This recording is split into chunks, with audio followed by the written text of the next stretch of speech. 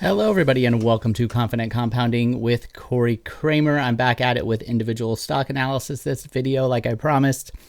It's been a couple weeks as I tweak a few things on the kind of techniques and processes that I'm using. Not too many big things, and it won't show up too much for FactSet, but it might for some other upcoming stocks.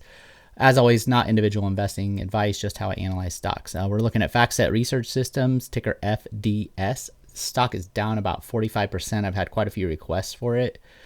I have covered it in the past, last year about this time. I also think I had an article on Seeking Alpha back in 2019 where I wrote a sell article on it, which has now come to be true. So that's good. Maybe I needed to go do follow up on that one because the valuation was quite high back then, and it just took a while for the market to get through COVID and catch up, it looks like. So for this stock, we're going to use a time until payback method. The idea is if you bought the whole stock or you bought the whole business and its debt, how long would it take the business to earn back the same amount of money that you paid for it? And to do that, we need an earnings yield and the earnings growth rate, and then we can calculate that and see how long it would take to earn your money back as a business owner. So the earnings yield is just the PE ratio inverted. They even have one here. It's called EPS yield at 6.18%. My number is going to be slightly lower than that, but I think they use a blended thing, and I'm going to use forward earnings here. But it'll be pretty close to that. So we need that earnings yield, and then we need an earnings growth rate. So for FactSet, they have bought back a little bit of stock, but not like a ton. And I'm going to use like a 10-year-ish time frame here, which comes out to a 10.44% earnings growth rate. Because the stock buybacks, I'm just going to round that down to just a straight up 10% earnings growth rate assumption. So we're going to use $17.28 as our earnings, which is forward. We're going to use a 10% earnings growth rate and then pull that forward and then start calculating how long it would take to earn our money back. Oh, also, so the total enterprise value is about 11% higher than the market cap. That would include debt and cash and things like that. So I'll adjust the stock price up about 11% to take that into account. All right, let's get into it here. Okay, so we have earnings yield of 5.62%. So if you pay $100 for the stock, you would earn $5.62 in earnings on that $100 the first year. I'm also going to pull forward 10% earnings growth when I do the calculation here. So what I want to know is if I collected this money each year as a business owner, first year would be $6.18, next year $6.80, next year $7.48 on that $100. How long would it take to get to $100? It's pretty simple, actually, once you have your kind of assumptions in there. And it would take about 11 years right now for FactSet to earn its money back using those assumptions. I want that to be under 10 years before I would buy kind of well-established, moderately growing business like this.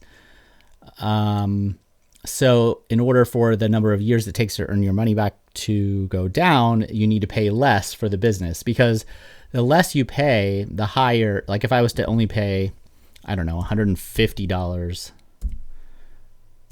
for the stock, you see the earnings yield goes up and the time it takes to earn your money back goes down, right? So the lower the stock price gets, the quicker you earn your money back, because you're able to buy more of the earnings for less money, more of the future earnings for less money. In order to get under that 10-year mark, the stock would need to trade under $232 per share. I'm going to say that's maybe about like 15% lower than it is now. However, one of the big, and I just made a video on this, one of the big changes that are adjustments that I've made, which I've actually been making with a lot of individual stocks, but it's going to become more of a normal policy type of normal metric, is I want positive momentum as well before I buy these. There's just too much disruption going on. I mean, I imagine that AI is one big factor leading to the decline in the stock price, along with just probably poor guidance. So And there could be other things that we don't know about too. And the market's probably going to know about them before the individual investor does. So not only do I want the valuation to be good under that 200 and what I say, 32, under that $232 mark, but I also want positive momentum. So the basic version of that is going to be, we want the stock to be trading over its 200-day moving average. So right now, the 200-day moving average is $424 a share.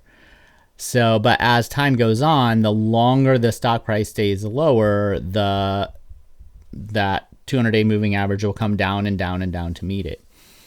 And we want the stock, first of all, the stock isn't even below the 232 we need it to be valuation-wise yet, if we assume 10% earnings growth.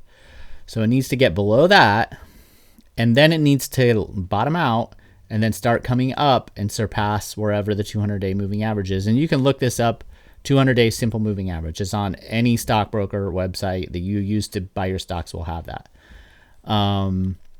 I actually have a little bit more complicated one that I use, but this works well as long as you wait like a week or two after it's above the 200-day to make sure it can hold it. You could also use any kind of, you could ask AI, is this a technical bottom yet? I mean, you can do things like that. But you really want buying in free fall like this is what you don't want to do. Now, some of these stocks will bounce and you'll miss them. We will using this. But I made a whole video on this. Go check it out. Between AI, tariffs, executive orders, the global trade regime changing, defaults rising. I mean, I can name off like 10 reasons why we want to be cautious here about buying things when they're in free fall like this.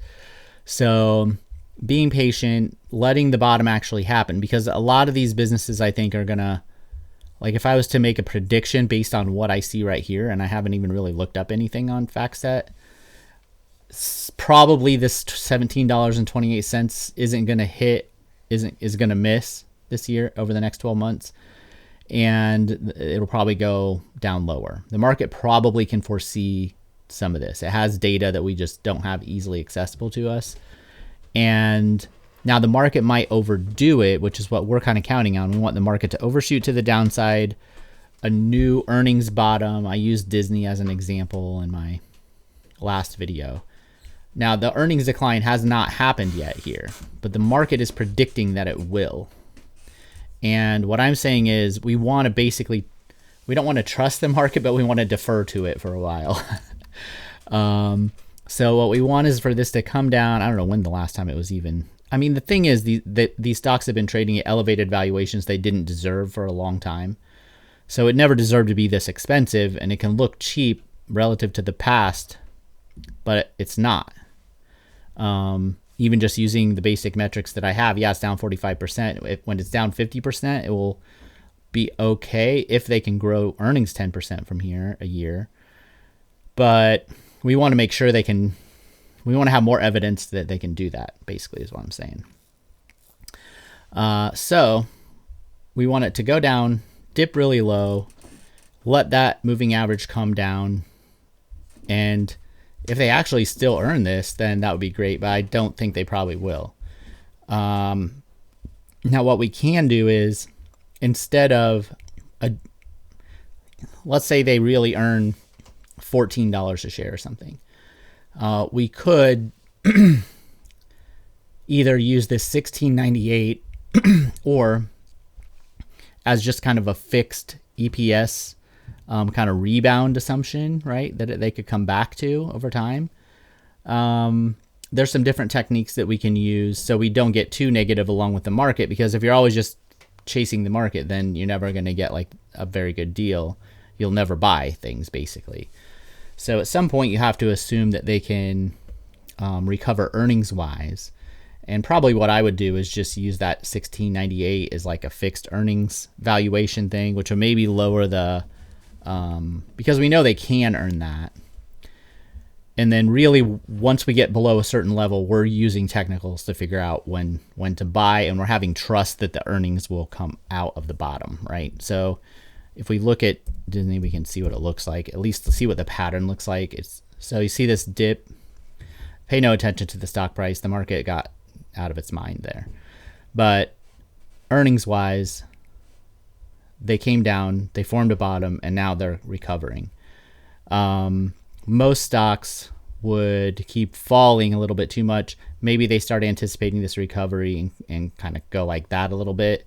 And that's when maybe you end up buying. It wouldn't be this big. This is like the COVID distortion or whatever. I don't have any right in mind. Maybe, again, I made a video on this kind of talking about the whole thing, but this is maybe more what we're looking at in real life. So horrible technicals all the way down. Earnings are falling every single year, but this hasn't happened yet, but the market's starting to say maybe this is the bottom and we start a new growth phase from this lower number, right?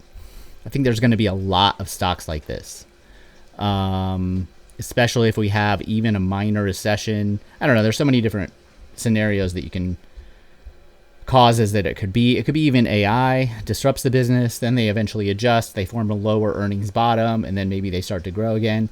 I think you're going to see a lot of that happening over the next few years, and you don't want to get caught buying it, halfway down or something. I don't know if this is quite a bottom yet, but this is what it would start to look like, and then you would maybe need another 6 months or a year for these earnings to really start coming in to form a bottom, and then you're like, okay, you're not picking the bottom, but you avoided the 80% to go. Well, let's just say you bought on this dip, which is kind of what I showed in my video. You're down 55%, right? If you're buying too soon on the way down. So better not to do that and have to wait 5 years to get your money back. To be patient, wait for some sign of a bottom, and your odds of losing money will be less. Your odds of making money will be better, even if you know there's no way you're ever going to bottom pick something, right? Okay, so that's the idea there. So we want it to get below that 232, form some kind of bottom, technical bottom with the stock price, and then step in and buy. All right, hopefully you found that useful. As the next videos come out, I'll probably be doing a lot more of these different types. There's all sorts of different ones, which is one of the reasons why I'm making this adjustment. I have a weekly picks over on Patreon for $25 a month. I also have a free tier over there. If you found this useful, hit the subscribe button, and I'll see everybody later.